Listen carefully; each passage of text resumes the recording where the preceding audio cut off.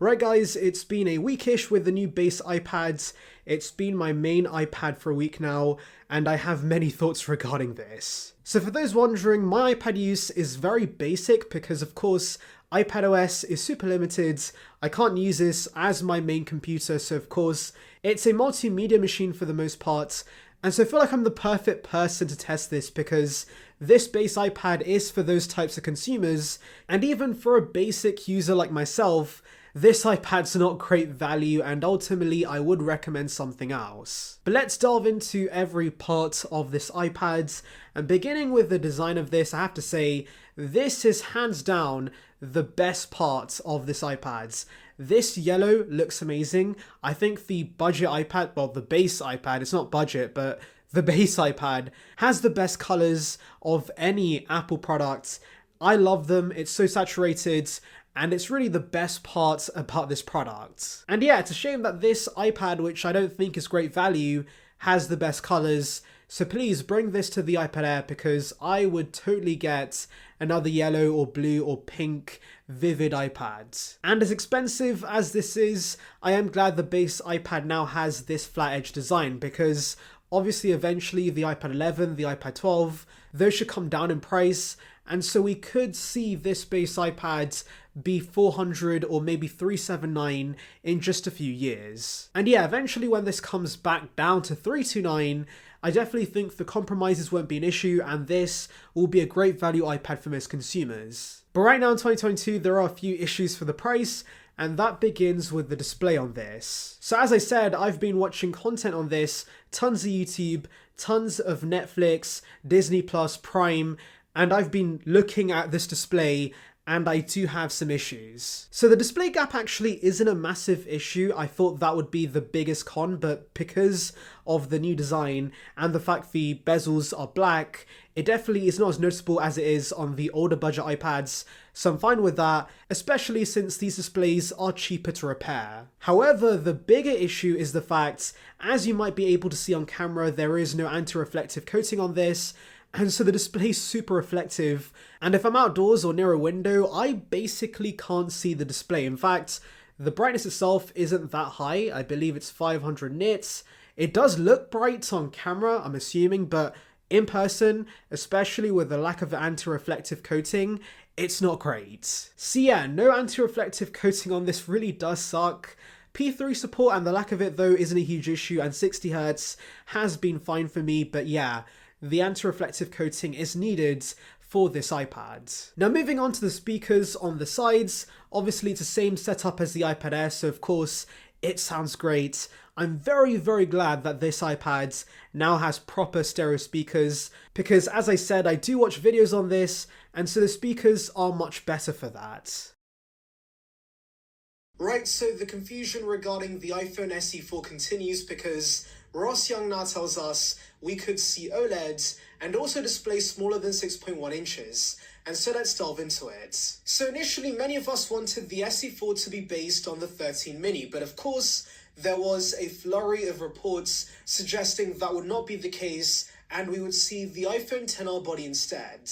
And Touch ID, by the way, has been fantastic, super fast, super responsive, basically the same as the iPad Air 5. Now moving to the Type-C ports, there is some bad news regarding this because for those transferring tons of things onto this iPad, this has USB 2.0 speed. So yeah, this is basically on par with Lightning, which is not great, and it's a shame the transfer speeds are terrible on this iPad. Now again, for basic users, that's not a huge issue, but of course, for those in school trying to do work on this iPad and transferring things onto this iPad, it's going to be painfully slow. And talking about slow, I also want to mention Wi-Fi because this actually does not have simultaneous dual band Wi-Fi, so as a result, the Wi-Fi speeds are a lot worse on this than other iPads. In fact, you might notice I only get 2 bars of Wi-Fi here, whereas of course with any other product, I get the full 3 bars. And so yeah, because the Wi-Fi tech's worse in this, the strength of the Wi-Fi is not strong, and as a result,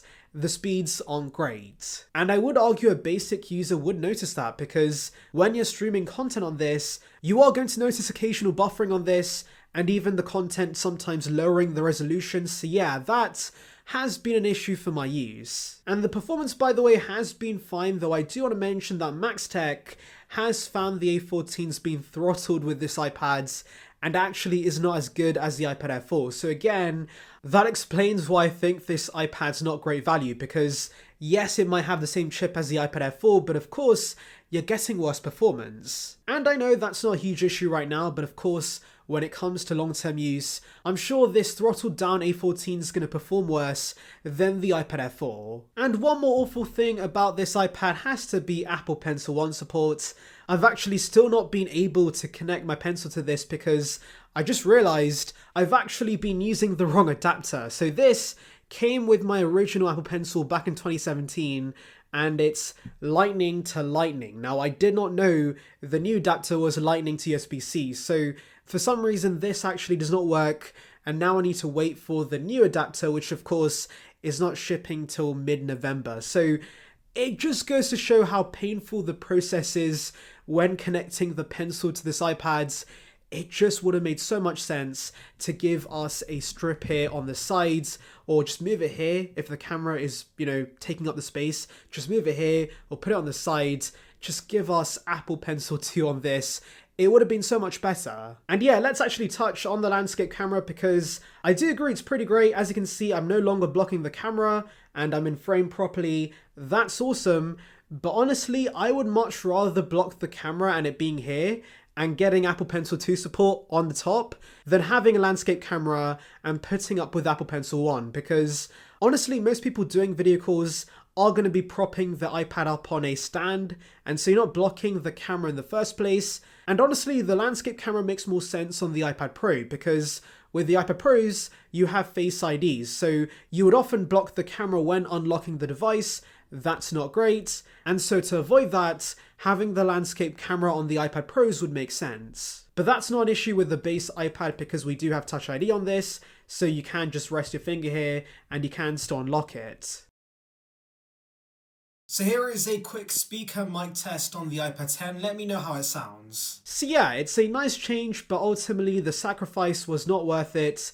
I'd much rather have the strip take up the space here and have Apple Pencil 2 support on this. And honestly, I'm sure Apple could have at least put it on the side. I know it might not look that nice, but having it on the side here would have been so much better than, of course, the whole wire situation with Apple Pencil 1. And yeah, it's just funny to me, the original 2018 design was flat because of the Pencil 2, so of course, not giving it to this iPad is pretty odd. And yes, I totally understand that Apple's trying to upsell you to the higher end iPads, but they've made too many compromises and it's now become a product I really can't recommend. And yeah, that's basically my conclusion on this. This has been a decent iPad, and if I was forced to keep this, then yeah, I could manage with it.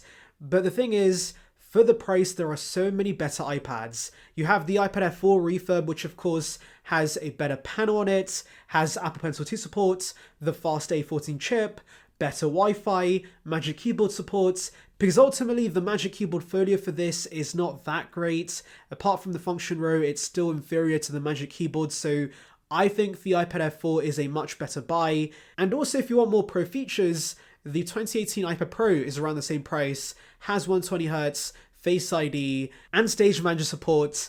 So yeah, basically go for those instead.